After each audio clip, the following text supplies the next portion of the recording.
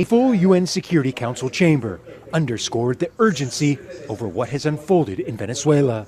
The United Nations' top diplomat, Antonio Guterres, was in the process of rushing back to New York, so his remarks were delivered on his behalf.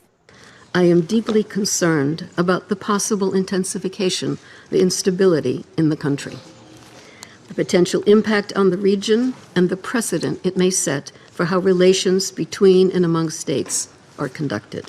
Mike Waltz, the U.S. ambassador to the UN, called Maduro a fugitive of justice and said Venezuela's large oil reserves were part of the equation in Washington. You cannot continue to have the largest energy reserves in the world under the control of adversaries of the United States, under the control of illegitimate leaders, and not benefiting the people of Venezuela, and stolen by a handful of oligarchs inside of Venezuela.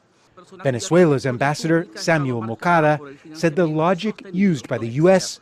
could lead to instability.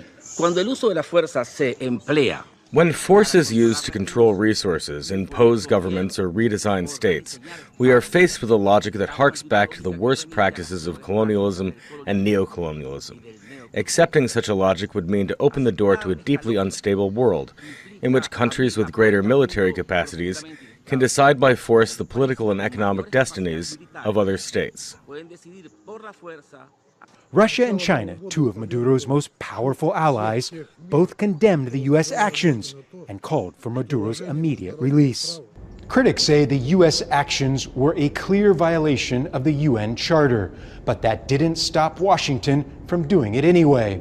Jeffrey Sachs, the world-renowned economist, warned that what transpired in Venezuela could have a far-reaching precedent, one that will determine whether the UN Charter remains a living document of international law or is allowed to wither into irrelevance.